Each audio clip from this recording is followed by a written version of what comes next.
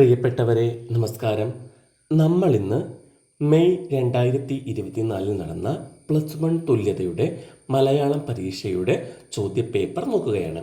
കുറച്ച് ഭാഗം നമ്മൾ നോക്കിയതാണ്. ഇനി നമുക്ക് 22 മുതലുള്ള ചോദ്യങ്ങൾ നോക്കാം.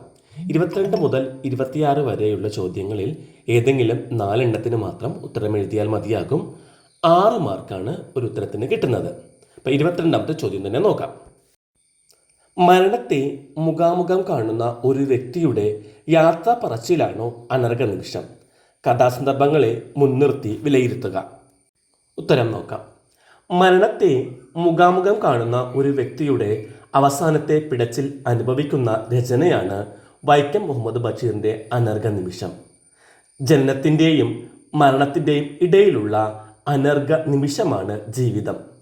സുഖം മാത്രം ആഗ്രഹിച്ചുകൊണ്ട് അനശ്വരതയെ തേടുവാനുള്ള മനുഷ്യൻ്റെ യാത്രയാണ് ജീവിതം. മരണം വരെ അയാൾ അതിനു വേണ്ടി നിരന്തരം പരിശ്രമിച്ചു കൊണ്ടിരിക്കുകയാണ്. എന്നാൽ ജീവിതം നശ്വരമാണെന്ന യാഥാർത്ഥ്യം തിരിച്ചറിയുന്നില്ല.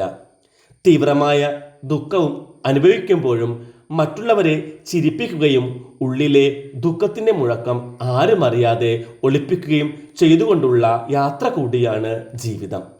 അപ്രധാനമെന്നോ അതിപ്രധാനമെന്നോ ഒരാൾക്ക് തൻ്റെ ജീവിതത്തെയും മരണത്തെയും വിശേഷിപ്പിക്കാം. വർത്തമാനകാലത്തിൻ്റെ വക്കത്ത് നിൽക്കുന്ന ഭൂതകാലം, ജനനത്തിൽ നിന്ന് മരണത്തിലേക്ക് എത്തി വിസ്മൃതിയിലേക്ക് ലയിക്കുന്ന യാത്ര, അതുമാത്രമാണ് ജീവിതം. 25ാമത്തെ ചോദ്യം. ഇന്ദ്രപ്രസ്ഥത്തിലെത്തിയ ദുര്യോധനനും സഹോദരന്മാർക്കും നീരാഴിയുടെ തീരത്ത് ചെന്നപ്പോൾ പറ്റിയ അബദ്ധങ്ങൾ എന്തെല്ലാമാണ്?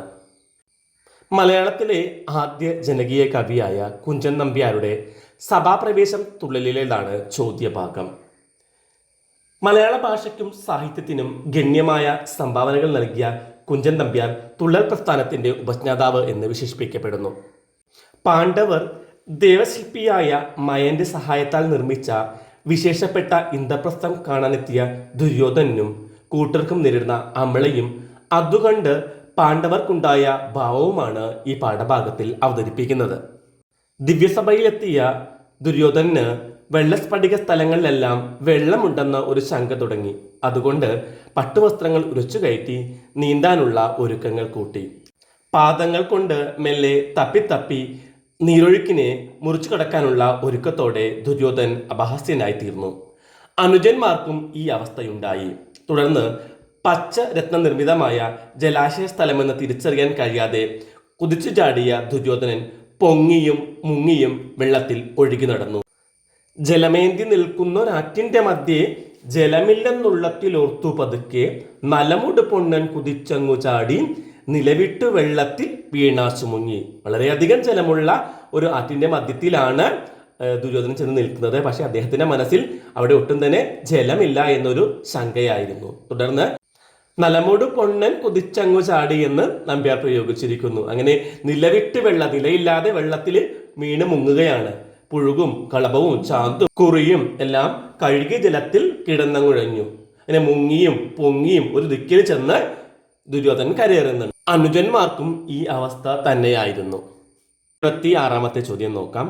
അരുൾ ഉള്ളപ്പോഴും ഇല്ലാത്തപ്പോഴും മനുഷ്യ ജീവിതത്തിൽ എന്തെല്ലാം സംഭവിക്കുമെന്നാണ് നാരായണ ഗുരു അഭിപ്രായപ്പെടുന്നത്? ശ്രീനാരായണ ഗുരു 1914 രചിച്ച അനുകമ്പ ദശകം എന്ന കാവ്യം സകല ജീവികളോടും അനുകമ്പ കാണിക്കണമെന്ന് ഉദ്ബോധിപ്പിക്കുന്നു. അരുളില്ലാത്തവനെ മനുഷ്യനായി കരുതാൻ കഴിയില്ല. അരുളുള്ളവനാണ് യഥാർത്ഥ മനുഷ്യൻ. കാരുണ്യം ഇല്ലാത്തവൻ അസ്ഥി, തോൽ, സിര എന്നിവ ചേർന്നുള്ള നാറുന്ന ശരീരം മാത്രമാകുന്നു. മരുഭൂമിയിൽ പ്രവഹിക്കുന്ന ജലം പോലെയും ഗന്ധമില്ലാത്ത പുഷ്പം പോലെയുമാണ് അത്. ജീവൻ ഉള്ളതുകൊണ്ട് മാത്രം ജീവിയാകില്ല. അരുൾ ഉള്ളവൻ മാത്രമാണ് ജീവി. അരുൾ, അൻപ്, അനുകമ്പ എന്നെല്ലാം പറയുന്ന വിശിഷ്ട ഗുണമാണ് മനുഷ്യനിലെ ദൈവചൈതന്യം. ആ ദൈവചൈതന്യം ഉണ്ടെങ്കിൽ സകല ജീവികളെയും തന്നിൽ നിന്ന് അന്യമല്ലാതെ കാണാനുള്ള കഴിവ് മനുഷ്യനുണ്ടാകും. ചോദ്യം 25. ജ്ഞാനപ്പാന എന്ന കവിത ഉയർത്തിപ്പിടിക്കുന്ന ജീവിത മൂല്യങ്ങൾ എന്തെല്ലാം? വിശകലനക്കുറിപ്പ് തയ്യാറാക്കുക. പൂന്താനം കൃതികളിൽ വെച്ച് ഏറ്റവും പ്രസിദ്ധമായ ഭക്തി ദാർശനിക കാവ്യമാണ് ജ്ഞാനപ്പാന. ജ്ഞാനപ്പാന എന്ന പേരുണ്ടെങ്കിലും ജ്ഞാനത്തേക്കാൾ മികച്ചു നിൽക്കുന്നത് അതിലെ ഭക്തി തന്നെയാണ്. ജീവിതത്തിൻ്റെ സമസ്യകളിൽപ്പെട്ട് ഉഴലുന്നവർക്കുള്ള ഒരു മാർഗദർശനമാണ് ഈ കാവ്യം. സംസാരത്തിൻ്റെ ഗതിവിഗതികളെക്കുറിച്ചും മനുഷ്യജന്മത്തിൻ്റെ മഹത്വത്തെക്കുറിച്ചും പുനർജന്മ വിശ്വാസങ്ങളെ സംബന്ധിച്ചും വിശദമായി ഈ കാവ്യത്തിൽ പ്രതിപാദിക്കുന്നു. കലിയുഗത്തിലെ ധാർമ്മികമായ അധപ്പതനത്തിൻ്റെ നഗ്നമായ ചിത്രണമാണ് ഈ കാവ്യത്തിൽ രേഖപ്പെടുത്തിയിട്ടുള്ളത്. സമകാലിക ജീവിതത്തിന് നേരെയുള്ള വിമർശനാത്മകമായ സമീപനത്തിലൂടെ കവി സമൂഹത്തിന് മാർഗദർശിയാവുന്നു. ജീർണജീവിതം നയിക്കുന്ന പ്രഭുക്കന്മാർ, നാണം കെട്ട് എന്തു പണിയും ചെയ്ത് സ്ഥാനമാനങ്ങൾ നേടാൻ ശ്രമിക്കുന്നവർ, അഭിസാരികമാരുടെ വീടിന് കാവൽക്കാരായി മാറുന്നവർ, ഈശ്വര ഭജനയെ വയറ്റിപ്പിഴപ്പായി മാറ്റിയവർ, സേവകവേഷത്തിൽ അഴിഞ്ഞാടുന്നവർ, ബ്രാഹ്മണ്യത്തിൻ്റെ പേരിൽ അഹങ്കരിക്കുന്നവർ, ധനമോഹികൾ, വിദ്യയെ സംസ്കാരമായി തിരിച്ചറിയാത്തവർ എന്നിങ്ങനെ സമൂഹത്തിലെ ദുർനടപ്പുകാരെയെല്ലാം ജ്ഞാനപ്പാനയിൽ പൂന്താനം വിമർശന വിധേയമാക്കുന്നുണ്ട്.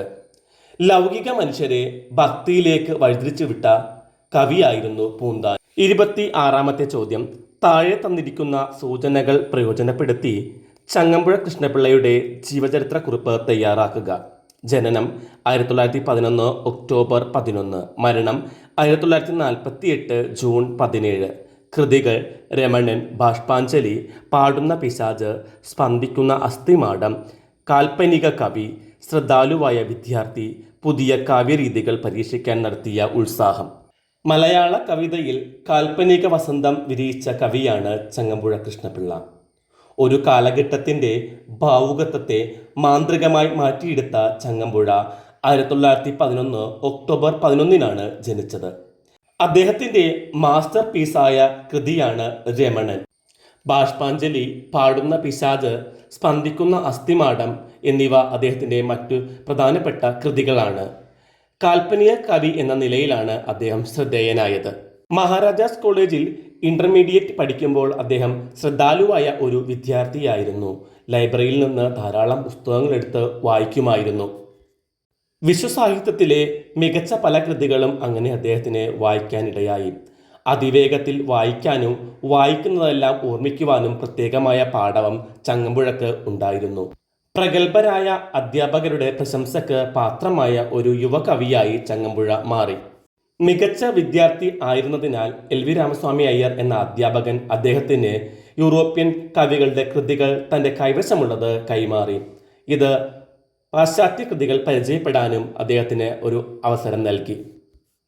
തുടർന്ന് അതേ രീതിയിൽ പുതിയ കൃതികൾ അദ്ദേഹം എഴുതുകയുണ്ടായി. 1948 ജൂൺ 17 ചങ്ങമ്പുഴ നമ്മെ വിട്ട് പിരിഞ്ഞത്. ഇന്നത്തെ ക്ലാസ് നമുക്ക് ഇവിടെ അവസാനിപ്പിക്കാം. ഈ ചോദ്യത്തിൻ്റെ ബാക്കി ഭാഗങ്ങളുമായി അടുത്ത ക്ലാസ്സിൽ കാണാം. ക്ലാസ് ഇഷ്ടമായെങ്കിൽ ലൈക്ക് ചെയ്യാനും ഷെയർ ചെയ്യാനൊന്നും മറക്കരുത്. സബ്സ്ക്രൈബ് ചെയ്യാത്തവർ സബ്സ്ക്രൈബ് ചെയ്യാനും മറക്കരുതും കേട്ടോ. Okay, thank you.